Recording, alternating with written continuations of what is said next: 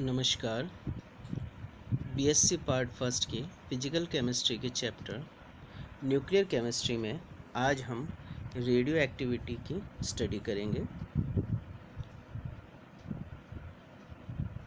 Radio activity या radio सक्रियता क्या है?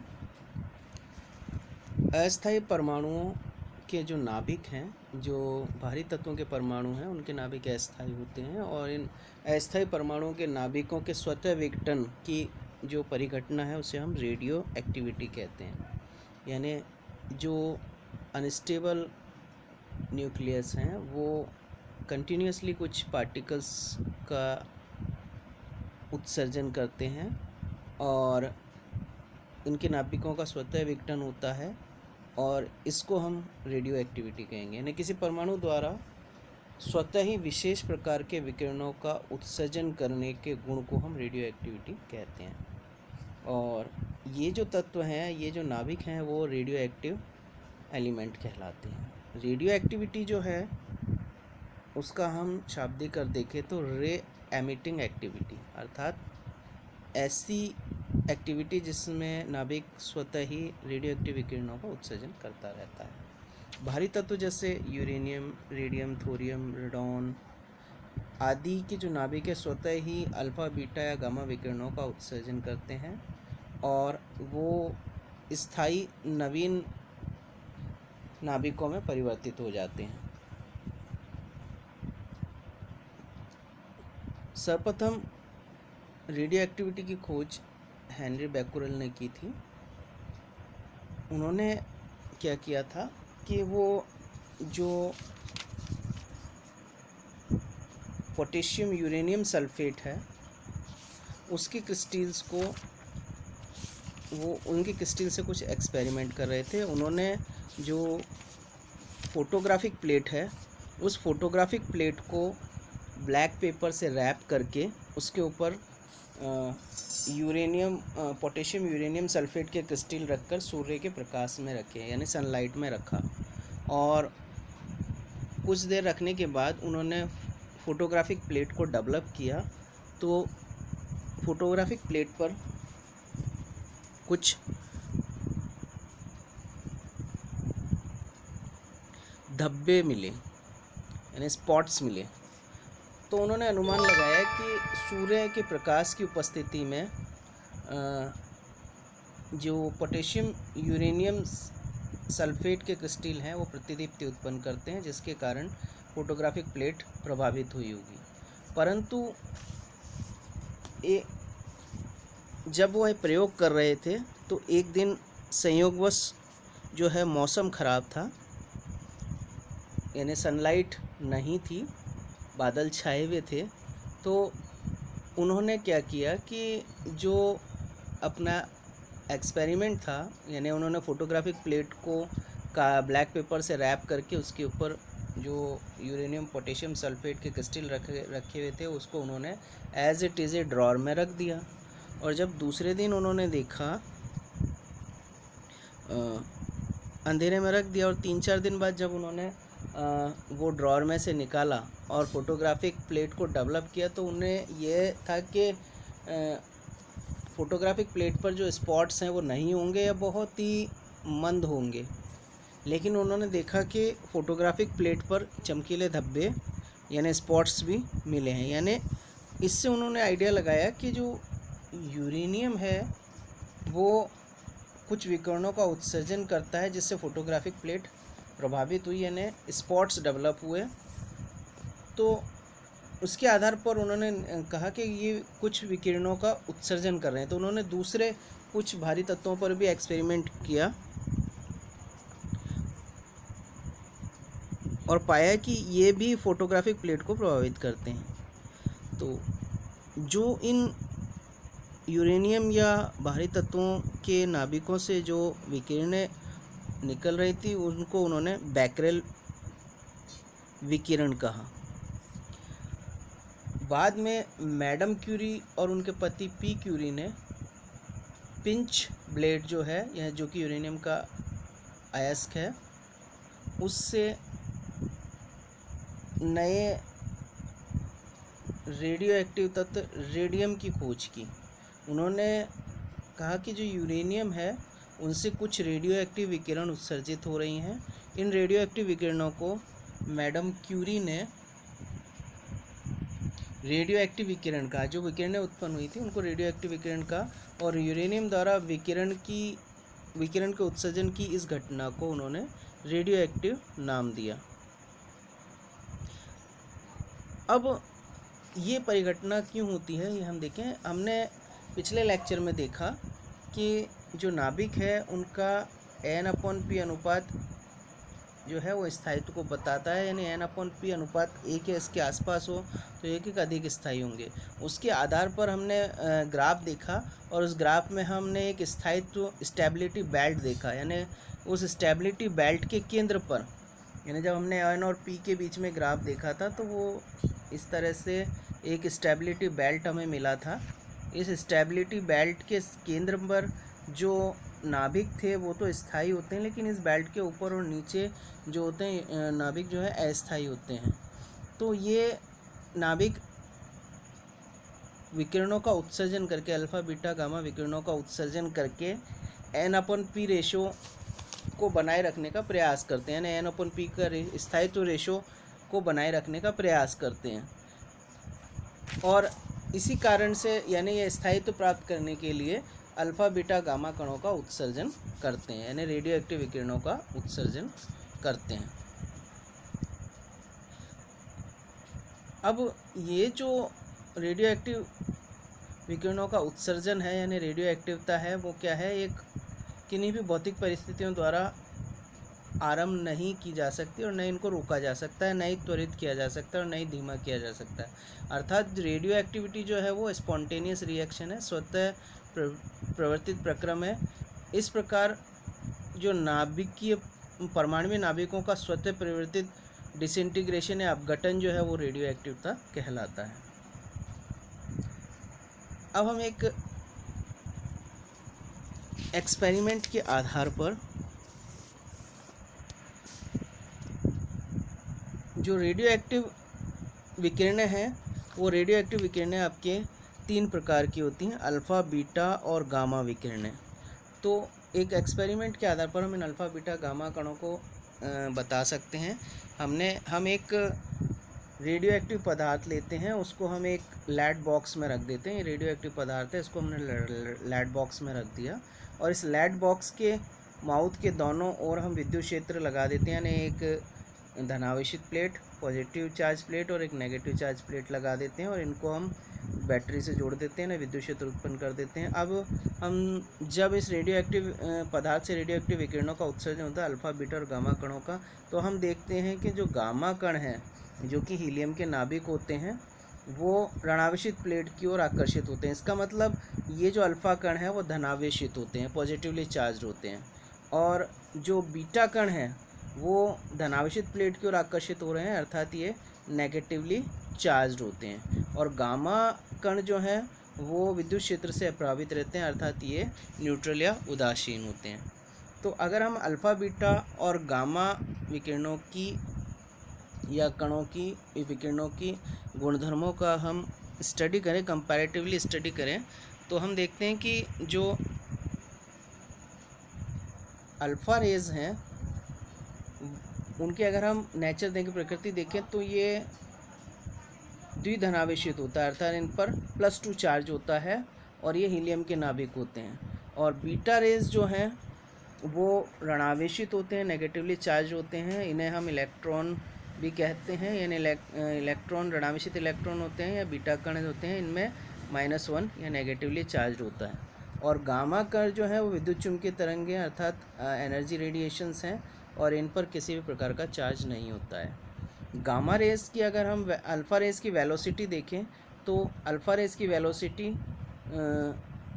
14,500 से 23,000 होती है, किलोमीटर पर सेकंड होती है, जबकि बीटा रेस की अगर हम वेलोसिटीज़ देखें तो 1,60,000 किलोमीटर पर सेकंड होती है।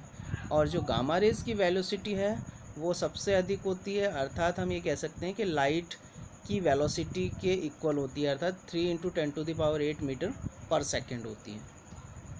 अगर हम इनका मास देखें, द्रव्यमान देखें, तो अल्फ़ा रेस का जो द्रव्यमान है, मास है, वो 4 AMU अर्थात 6.67 इंटू 10⁻⁻24 ग्राम होता है। जबकि बीटा रेस का जो मास है 9.11 यानी द्रव्यमान जो है वो 9.11 इंटू 9.11 इंटू 10⁻27 ग्राम होता है, और जबकि गामा रेस का मास जो है वो 0 होता है। अगर हम एनर्जी देखें तो मास ज़्यादा होने के कारण अल्फ़ा रेस की एनर्जी भी ज़्यादा होगी, अर्थात इसकी जो एनर्जी होगी 4 to 10 मेगा इलेक्ट्रॉन वोल्ट होगी। जबकि बीटा रेस का मास कम होने के कारण इनकी एनर्जी कम होती है, यानी 10.5 to 2 मेगा इलेक्ट्रॉन वोल्ट, यानी 10, इनकी जो एनर्जी है वो 2 मेगा इलेक्ट्रॉन वोल्ट होती है, 0.5 to 2 मेगा इलेक्ट्रॉन वोल्ट होती है। और जबकि इसकी जो एनर्जी है, गामा रेस की जो एनर्जी है, वो एनर्जी रेडिएशंस हैं।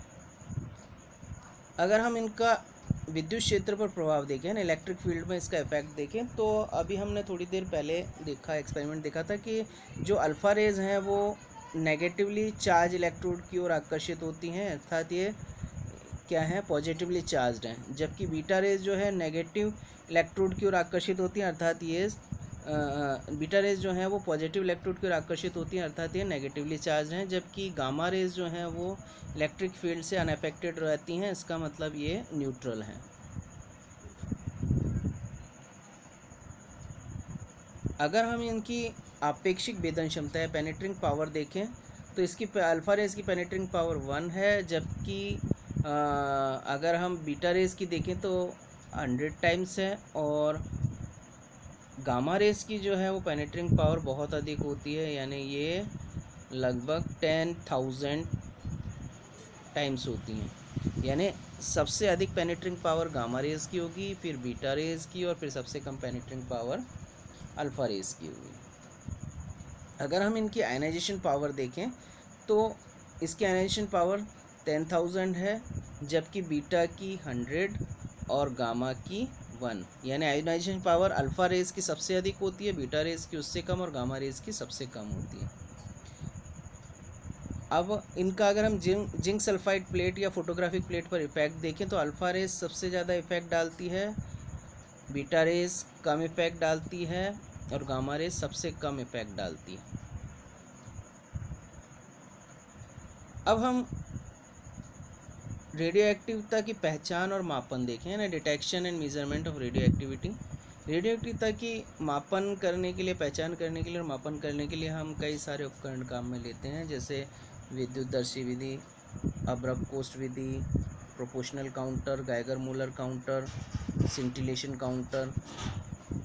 ये सारे उपकरण जो हैं इस सिद्धांत पर काम करते हैं कि जो चार्ज पार्टिकल है जिस माध्यम में प्रवेश करते हैं उस माध्यम के परमाणुओं को उत्तेजित या आयनित कर देते हैं। यानी ये जो पार्टिकल जिस मीडियम में जाएंगे उस मीडियम के जो पार्टिकल हैं, जो परमाणु हैं, उनको या तो एक्साइट कर देंगे और या फिर आयोनाइज कर देंगे, अर्थात ये क्या करते हैं, ये पार्टिकल गैस का आयनीकरण कर देते हैं, और इस आयनीकरण के आधार पर ही रेडियो एक्टिविटी की पहचान और मापन करते हैं।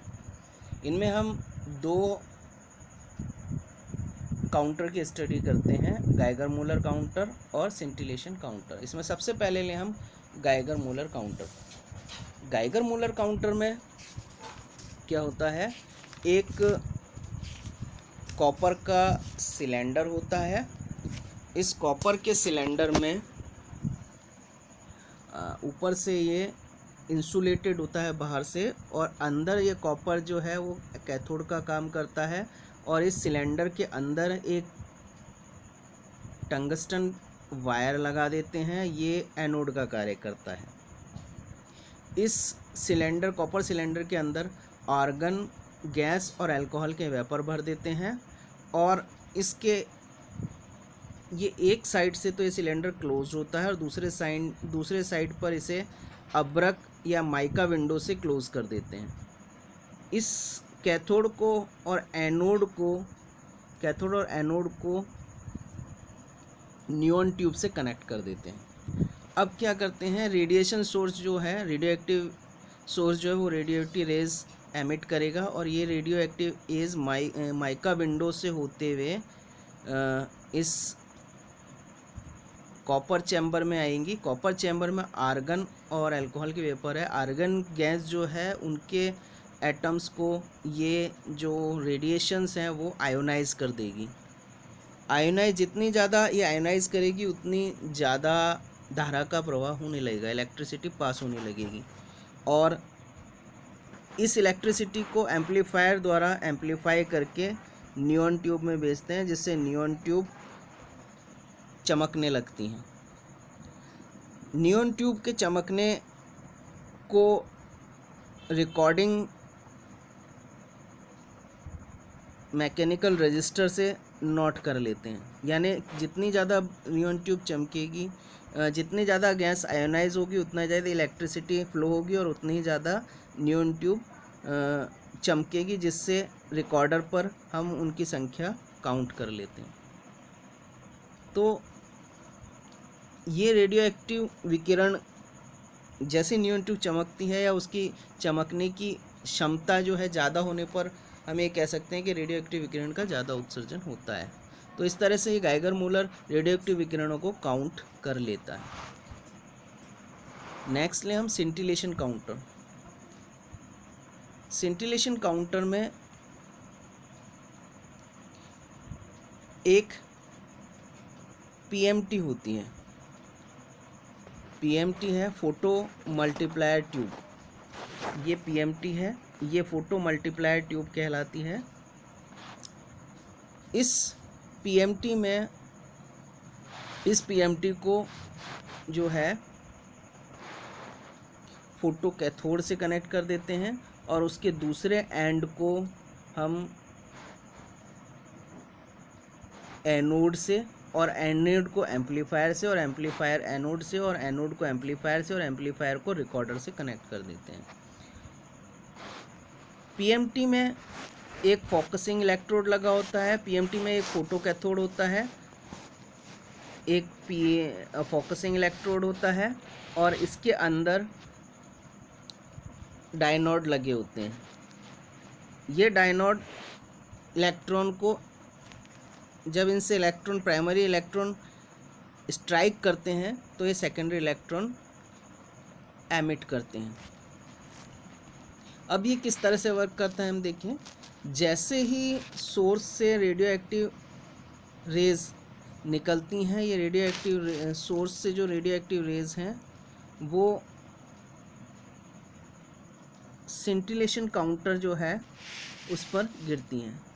सिंटिलेशन काउंटर जो करता है वो, जैसे इस पर सिंटिलेशन काउंटर है, अल्फ़ा बीटा गामा रेज को एब्जॉर्व कर लेता है और एब्जॉर्व करके लो एनर्जी फोटोन को एमिट करता है। लो एनर्जी फोटोन जो है वो ये फोटो कैथोड पर इंसिडेंट होते हैं और फोटो कैथोड जो है फोटो इलेक्ट्रिक इफेक्ट से, यानी प्रकाश विद्युत प्रभाव से प्राइमरी इलेक्ट्रॉन को उत्सर्जित करता है। यानी जैसे ही लो एनर्जी के फोटोन इस फोटो कैथोड पर गिरते हैं, स्ट्राइक करते हैं, ये क्या करेगा, ये प्राइमरी इलेक्ट्रॉन को एमिट करेगा। अब प्राइमरी इलेक्ट्रॉन जो है वो फोकसिंग इलेक्ट्रोड से डायनोड पर फोकस कर दिए जाते हैं। डायनोड पर ये प्राइमरी इलेक्ट्रॉन जो है वो स्ट्राइक करते हैं और एक इलेक्ट्रॉन जब डायनोड से टकराता है तो वो 3 से 4 सेकेंडरी इलेक्ट्रॉन एमिट करता है। तो इस तरह से एक पीएमटी में जो डायनोड लगे होते हैं,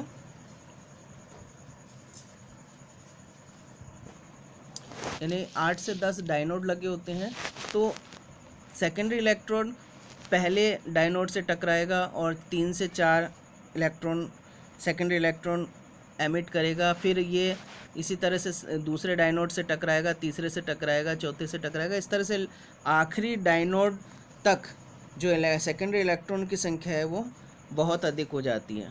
अब ये सेकेंडरी इलेक्ट्रॉन जो है एनोड पर एनोड द्वारा अवशोषित कर लिए जाते हैं, एनोड पर चले जाते हैं। एनोड से ये इलेक्ट्रिक सिग्नल प्रोड्यूस करते हैं और एम्पलीफायर द्वारा ये इलेक्ट्रिक सिग्नल को एम्पलीफाई कर दिया जाता है और रिकॉर्डर द्वारा इसको रिकॉर्ड कर लेते हैं।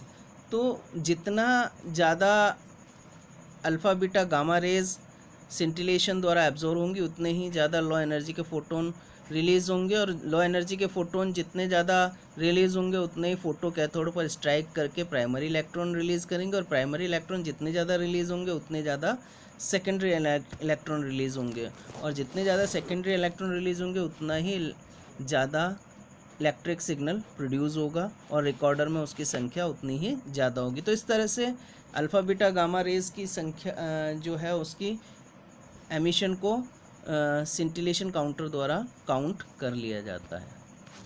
Thank you.